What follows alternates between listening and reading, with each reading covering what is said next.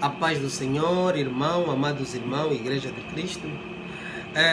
Eu hoje estou aqui para fazer um vídeo muito breve, porque andei um tempo ausente por causa de algumas ocupações pessoais e profissionais, e também porque estava em Angola, havia uma série de coisas, houve mudanças que eu devia fazer, então, mas nesse momento já estou em Toronto, instalado para muito tempo, há muitos anos. Então há uma obra que eu temos que começar, e peço também a oração dos irmãos, vamos orar com relação a isso. E eu trago hoje uma palavra com relação a uma falsa doutrina que está no seio, que nós, pentecostais evangélicos, temos aderido, que está no seio cristão. Qual é esta? Tem muitas, porque existem várias, mas eu vou citar apenas uma. Qual é esta? Temos uma mania, um falso ensinamento dos membros da igreja chamarem o pastor de pai e o pastor chamarem os membros de filhos. Mas estamos a dizer um tratamento e, aliás, e colocamos esse indivíduo no lugar do pai. Porque meu pai espiritual, esse é o meu pai. Oh, fada. E o que é que acontece? Podemos fazer um tracing, fazer um segmento, ver de onde é que isso está a sair. Nós conseguimos notar que os Estados Unidos da América é o país mais apostatado. Ele vende apostasia para todas as partes do mundo. Os Estados Unidos vende tanto para aqui, para a América do Norte, também o Canadá, compra dos Estados Unidos apostasia, heresia. Também vende para o Brasil. E sendo ela exportada do Brasil ou dos Estados Unidos diretamente para a África multiplica a apostasia ou heresia. Com isto quer dizer o quê? Se reparar, os americanos são tão apostatados, são heréticos, são os maiores, têm os maiores números de pastores apostatados e heréticos. Eles vão para a África, levam a apostasia ou as heresias. No entanto, a igreja, quando recebe, a igreja multiplica, mas no entanto o que acontece? Só que reparamos nesse pormenor de chamar de pai. Os americanos não chamam de pai. E muito menos o pastor chama as ovelhas de filho. Então vimos que talvez tenha aí um histórico, né? Temos que fazer esse tracing que tem a ver com o passado histórico, que é a tradição, que os africanos têm mais tendência de chamar de pai, porque os europeus não chamam, os ingleses também não chamam, que deram origem a esse país, os Estados Unidos e o Canadá, eles não chamam de pai. Mas, no entanto, a África chama e demanda e tornou-se uma trave no olho dos cristãos em África. Principalmente vamos ver a Nigéria, vamos ver o Congo Democrático, se eu, na minha investigação, consigo ver que o Congo Democrático é que levou para Angola, porque as igrejas que têm origem do norte de Angola, ou que entraram pelo norte, são as que mais praticam essa ação. E com muita idolatria, já estão num nível elevado. Mas existe a igreja da palavra de Deus. Por que nós da igreja que conhecemos a palavra não colocamos um stop nisso? Conforme eu tenho dito, eu não sou dono da verdade, não quero ser dono da verdade porque existe um dono da verdade, mas, no entanto, eu quero humildemente aqui partilhar convosco a palavra de Deus com relação a essa situação. Então, vamos agora abrir no livro de Mateus 23, capítulo 23, versículo 9. Existem muitas outras situações de chamar de mestre, de chamar de o líder e outras coisas que Jesus mencionou aí. Mas hoje nós estamos a lidar diretamente com a questão do chamar de pai, que é o que está mais grave nesse momento no seio da igreja. Então, a referência nós temos Mateus 23, capítulo 23, versículo 9.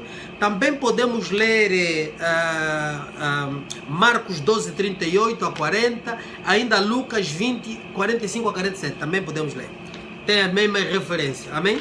Então vamos lá ver em que circunstâncias Jesus falava para a igreja. Mateus 23. Opa! A minha Bíblia que estou a ler nesse momento não é das melhores. Eu tenho aqui uma King James, uma versão King James atualizada. Tem muitas coisas que não concordo aqui, porque foram subtraídas, mas dá para ler a palavra. Quando nós também já conhecemos um bocadinho a palavra, dá para sabemos incorporar. Também tem outra Bíblia que eu posso auxiliar. Vamos lá ver. Então nós estamos em Mateus 23, capítulo 23, versículo 9. A Bíblia diz assim: e a ninguém sobre a terra tratai de vosso Pai, porquanto só um é o vosso Pai, aquele que está nos céus. Esta passagem é literal. É literal por quê? Porque se nós lemos o Mateus 23, do versículo 1 até o 36, nós vamos entender o que Jesus estava a falar. Jesus estava a se referir aos escribas, fariseus e os sacerdotes. Porque são eles que gostavam de ser chamados de pai. São eles que andavam pelo mercado, as pessoas vinham junto deles, chamavam fada, e eles colocavam em mão na cabeça, I bless you, my son, I bless you, eu te abençoo, meu filho, eu te abençoo. Quer dizer, eles eram uns santos, mas Jesus chamou, disse que eles eram túmulos, como é que se diz, sepulcros caiados. Quer dizer, eram todos adornados por fora, mas dentro eram corvos. Exatamente isso que se passa, porque assim, servo de Deus, homem de Deus, ovelha do Senhor, o teu pastor não é mais santo que você. O teu pastor não tem uma unção especial, não tem isso não. Não, todos nós somos irmãos. Todos nós que recebemos Cristo, recebemos o sangue de Jesus, somos irmãos. Mas isso existe uma diferença. A nós nos foi comissionado a responsabilidade de conduzir aos nossos irmãos. Só nos foi conferida a responsabilidade. O exemplo é de Pedro. Pedro não era melhor que os outros apóstolos, mas Jesus conferiu a responsabilidade a Pedro para guiar os outros. E no entanto, Pedro, quando já sentia que esta responsabilidade estava a ser conferida, o que Pedro fez? Pedro, no momento que Jesus estava para ir para a cruz, que Jesus estava a provisar que seria levado, seria preso e morto, Pedro disse que eu não vou te abandonar, ainda que todos estavam... Por quê? Porque o estatuto dele é tão especial, ele achou, que ele disse que ainda que todos te abandonar, eu jamais te abandonarei. Mas Jesus lhe disse, ainda hoje, essa noite, antes do galo cantar 3 vezes, você vai me negar. Imagine só, se eu te disser isso, meu irmão, você não vai me negar mais. Mas Pedro não conseguiu resistir quer dizer, vamos dizer assim, a soberania e a profecia de Cristo, porque a palavra de Deus não voltava, aquilo saiu da boca de Deus. Vais me negar e tens que me negar. Traçou o percurso dele. Aleluia? Então nós vimos aqui. Então se nós vimos isso, qual é o problema? A igreja vai se defender. Não, mas pastor, aqui, isso aqui não tem nada a ver, porque também Paulo, ok, vamos ler. 1 Timóteo, já sei onde é que a igreja vai. 1 Timóteo capítulo, vamos ler 1 Timóteo, não é melhor, ok. Vamos ler 1 Timóteo capítulo 1, versículo 2, só para nós entendermos. Podemos ler o 1 Timóteo 1, 2. Rapidamente, já vamos entender. Timóteo. Porque é aí que a igreja, quer dizer, a igreja está sempre a justificar-se. Não, mas Paulo chamou. Então Paulo seria assim, quer dizer, Paulo teria apostatado-se de Cristo. Teria desobedecido o mandamento de Cristo. Não, Paulo não desobedeceu o mandamento de Cristo. O problema é que nós colocamos as escrituras fora de contexto. Vamos lá ler. O que é que Paulo escreveu aqui? Tem outras passagens, né? Mas vamos ler apenas esse que diz. No versículo 2 diz: a Timóteo, meu verdadeiro filho na fé, graça, misericórdia e paz da parte de Deus, Pai de Jesus Cristo, nosso Senhor. Meu verdadeiro filho na fé. Meus irmãos, está tudo ali escrito. Timóteo, de certeza, não chamava Paulo de pai. Paulo, nas suas cartas, escrevia e fazia referência que Timóteo é um dos filhos que ele gerou na fé. Eu tenho um filho na fé, você tem filho na fé, pastor, vocês têm filhos na fé. São filhos na fé, são referências, são aqueles que nos foi comissionada a responsabilidade de nós nutrirmos, ajudamos a caminhar, mostramos o caminho para Cristo, a ensinamos a conhecer Jesus. Não é conhecer você, é conhecer Cristo. E eles a te imitarem onde você imita Cristo. Entendeu? É isso que Paulo está aqui a dizer. Está a dizer, este é um filho que eu gerei. Aliás, se você ler as escrituras todas, vai encontrar mesmo no 2 Timóteo. Ele faz referência de Timóteo, também de Tito. Na Bíblia não sei, não acredito que não vai falar de Tito, mas Tito também era um filho na fé de Paulo, e como outros. Tinha vários. E todos os apóstolos tinham filhos na fé. Mas não era a relação de se chamarem pai e filho, porque estaríamos a contrariar a Escritura. Mas agora estaríamos nós a trazer a Escritura. Sabes quem chama de pai? O que são chamados de pai são os católicos, são o padre. O Papa Francisco é que é pai, é fada. É isso que vai lhe levar a grande, uma das coisas também levar a grande condenação. Porque ele se tornou pai da igreja, ele tornou lugar, ele é substituto de Cristo. Então você, pastor, que recebeu o evangelho do sangue, você quer substituir Jesus Cristo? Jesus em algum momento chamou um pastor para substituir Cristo? Não, nós somos conservos. Nós somos conservos, somos todos irmãos. Você tem a responsabilidade de conduzir a igreja para Cristo. Mostra Cristo, não mostra você. Eles têm que copiar, se você ler bem a Escritura, copiar aonde você imita Cristo, aonde você imita o diabo, aonde você falha. Eles não podem te seguir.